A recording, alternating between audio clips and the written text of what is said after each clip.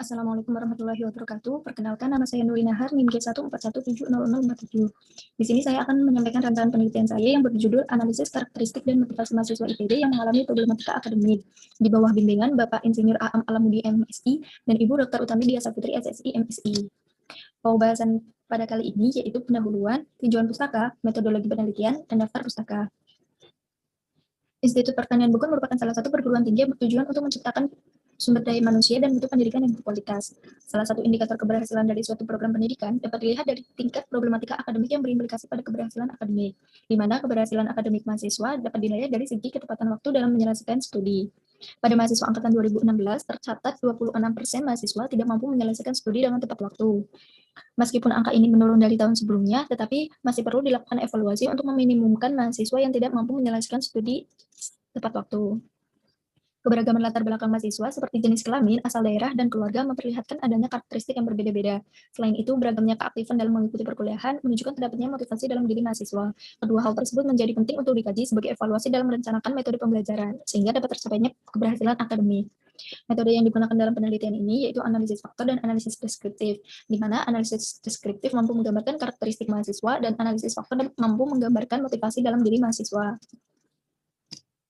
Menurut Hare et al. 2010, analisis faktor mampu mengelompokkan beberapa variabel yang memiliki kemiripan untuk dijadikan satu faktor, sehingga dimungkinkan dari beberapa atribut yang memengaruhi satu komponen variabel dapat diringkas menjadi beberapa faktor utama yang jumlahnya lebih sedikit.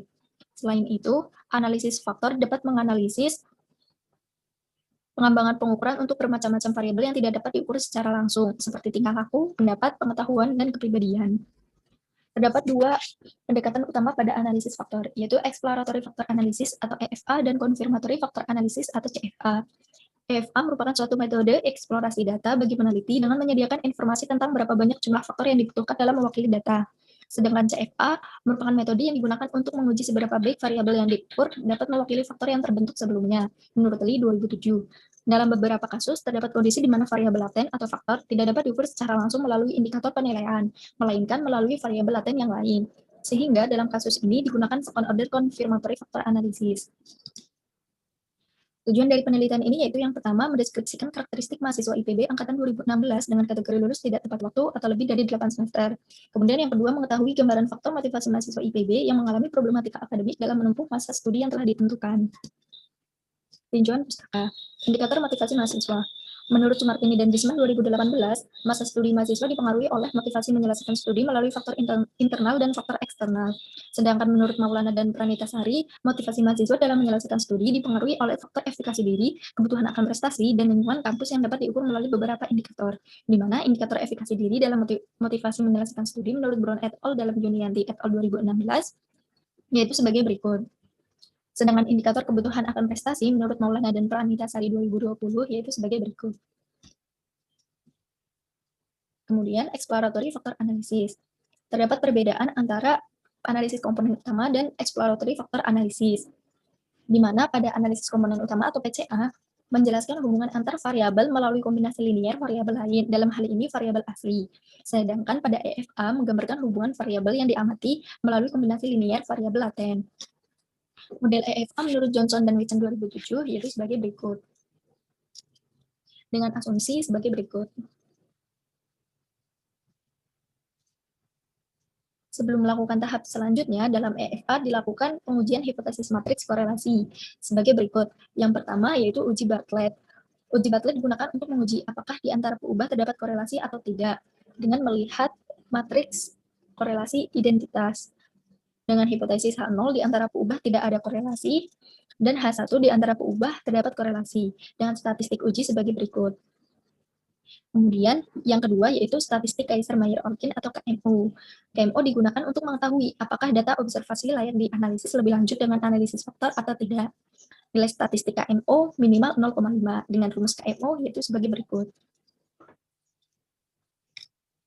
Kemudian setelah dilakukan pengujian hipotesis, untuk menentukan jumlah faktor dilakukan dengan ekstraksi faktor, dengan menduga loading faktor dan error spesifik.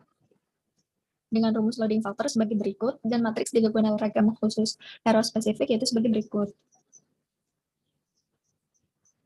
Faktor pertama yang terbentuk dari proses ekstraksi menyerap sebagian besar varian dari seluruh variabel. Kemudian faktor kedua menyerap sebagian besar varian dari variabel yang tidak berkorelasi dengan faktor pertama. Begitu seterusnya hingga faktor yang terbentuk mampu menyerap lebih dari 75% varian dari variabel asli. Jumlah nilai egen untuk faktor-faktor yang diekstraksi dibagi dengan jumlah variabel yang diukur menunjukkan proporsi informasi dalam matriks yang dianalisis. Apabila faktor yang terbentuk sulit untuk diinterpretasikan, maka dilakukan rotasi faktor. Metode rotasi yang banyak digunakan ialah orthogonal varimax, yaitu rotasi yang membuat jumlah varian dari faktor yang memuat loading kuadrat dalam masing-masing faktor menjadi maksimum, menurut Johnson dan Den 1998. Dengan rumus rotasi loading yaitu sebagai berikut. Kemudian confirmatory faktor analisis. CFA adalah metode analisis faktor yang digunakan untuk menguji seberapa baik variabel yang diukur dapat mewakili faktor yang terbentuk sebelumnya. Terdapat dua CFA, yaitu first order CFA dan second order CFA. Pada first order CFA, setiap variabel laten dapat diukur langsung oleh indikatornya. Pengujian model pada first order CFA sebagai berikut menurut Bolen 1989. Sedangkan pada second order CFA, variabel laten tidak dapat diukur secara langsung melalui variabel indikatornya. Jadi memerlukan beberapa indikator yang dapat mengukur indikator sebelumnya. Dengan persamaan second order CFA menurut Bolen 1989 yaitu sebagai berikut. Kemudian uji validitas dan reliabilitas. Validitas menggambarkan hubungan alat ukur yang mengukur indikator yang sama dan diharapkan memiliki korelasi yang tinggi. Statistik uji yang digunakan yaitu t-test dengan kriteria tolak H0 dikatakan valid apabila t-test lebih besar dari t-tabel atau p-value kurang dari alfa. Kemudian reliabilitas menunjukkan indikator yang mempunyai konsistensi tinggi dalam mengukur berubah latennya. Fungsi konstruk reliability atau CR untuk mengukur reliabilitas yaitu sebagai berikut. Dengan kriteria CR bernilai lebih dari 0,5 menunjukkan reliabilitas yang baik menurut Hare et al. 2010. Kemudian uji kelayakan model. Ada beberapa metode kebaikan sesuai model sebagai berikut menurut Hare et al. 2010. Yang pertama yaitu G-square, yang kedua RMSEA, yang ketiga GFI, dan yang keempat AGFI dengan rumus sebagai berikut.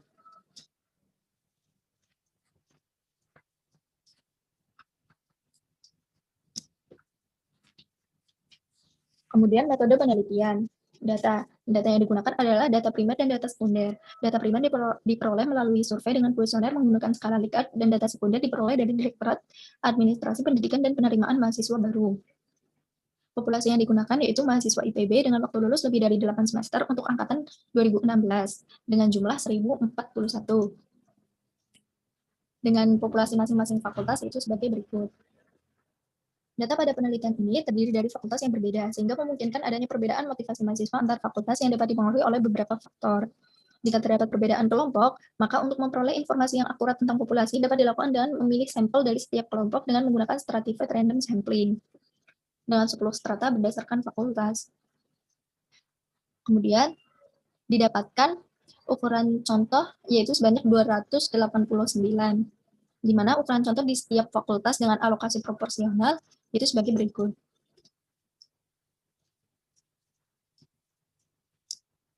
Ubah yang digunakan dalam penelitian ini terdapat 21 keubah indikator, yaitu sebagai berikut.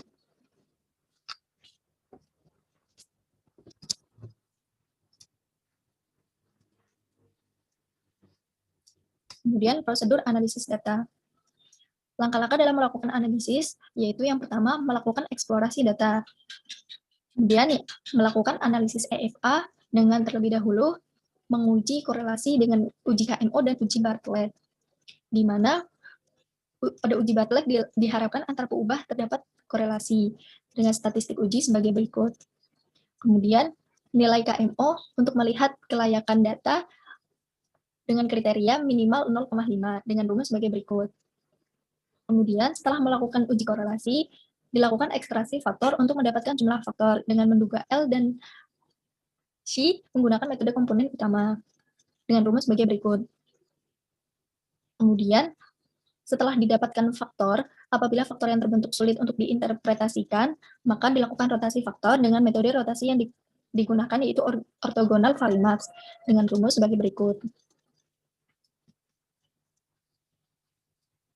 Kemudian setelah melakukan analisis EFA dan terbentuk faktor dari analisis EFA, maka dilakukan pengujian seberapa baik indikator pada faktor yang telah terbentuk menggunakan CFA, di mana digunakan first order CFA, kemudian melakukan second order CFA untuk mendapatkan indikator yang membentuk secara signifikan terhadap variabel motivasi mahasiswa dengan tahapan identifikasi model, uji validitas dan reliabilitas, uji kelayakan model, dan interpretasi.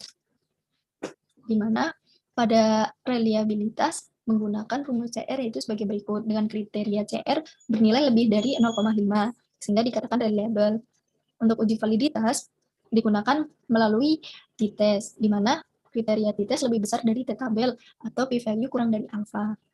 Kemudian untuk uji kelayakan model dilakukan dengan melihat nilai Chi-square, RMSEA, GFI, dan AGFI dengan rumus dan kriteria sebagai berikut.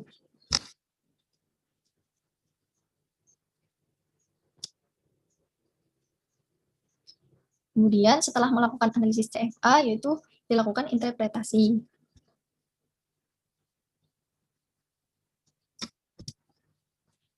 Berikut daftar pustaka yang digunakan. Sekian presentasi dari saya. Terima kasih. Wassalamualaikum warahmatullahi wabarakatuh.